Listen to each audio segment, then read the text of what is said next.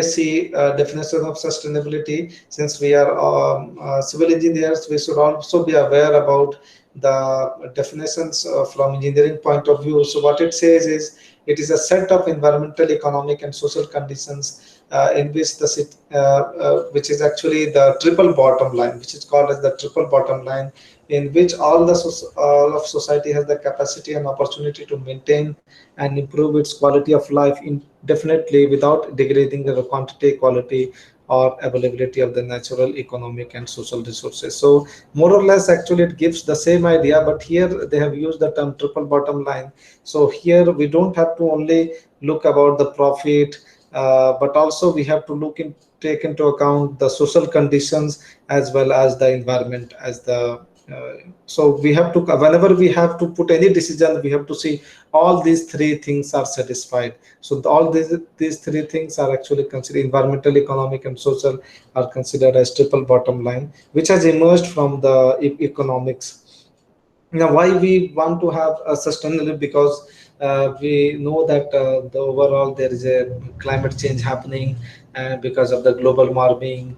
Then we also have energy constraint because of the resources which are available at present is actually are limited in quantity, and someday it may actually, all the natural resources may actually vanish. So, and overall the population is also increasing, because more population, we need more habitat, more construction, more cement. All those are actually interrelated.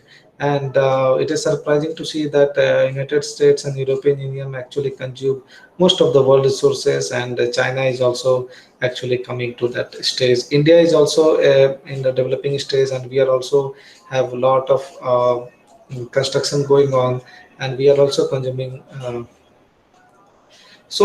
These we can actually use different techniques, so to actually make our construction more sustainable. So we can use those things which actually have less energy.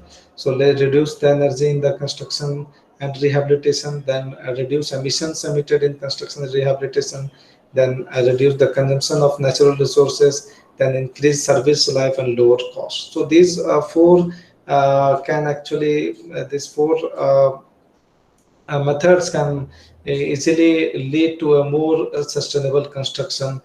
uh, and one of the way we can actually try to go for sustainable construction is by actually avoiding the energy and emissions associated with mining and processing construction materials. And in this case, we can actually use the recycled materials that are coming from like industries like fly ash, blast furnace slag, all those things we can use. Then the natural resources can be used very less. We can actually try to avoid maximum use of natural resource. Then the service life is increased, and the capital and life cycle cost can be lower for economic sustainability. And we have to use safe and wise principle, means whenever we are going to use actually any material, that should be safe, also safe for the environment.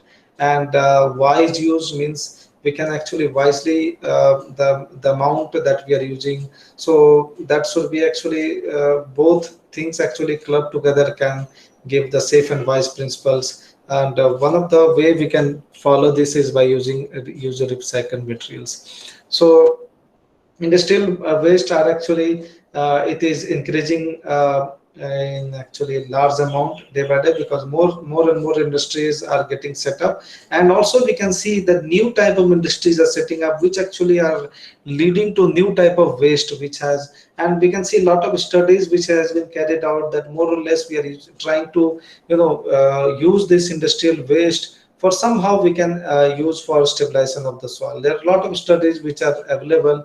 And in developing countries like India, this generation of industrial waste are actually very high. And one of the way we can actually try to minimize this waste is by reducing reuse and recycle. And industrial waste materials are actually a good way to actually have a sustainable construction. And so one of the way that we can actually promote the use of industrial byproducts, which will have environmental as well as economic benefits. So but there are also challenges that geotechnical engineering uses natural and manufactured raw materials in large quantities. And so how can we actually incorporate? Because we need large material for construction. So particularly in geotechnical engineering. So that is one of the biggest challenge. And in sustainability related research in geotechnology, mostly focused on introducing new environmental friendly materials or the use of waste material. So this is some older data, but what we see that these materials are actually, like fly ash, blast furnace, like they are actually increasing in the amount of production. So they are actually getting generated more and more amount, and some way we have to utilize this waste. So now one of the studies that I'll be discussing now is actually we see that the flyers there are good potential for its application as a soil stabilization, and blast furnace slag is also actually has a very good potential to be used as a stabilizing material. But since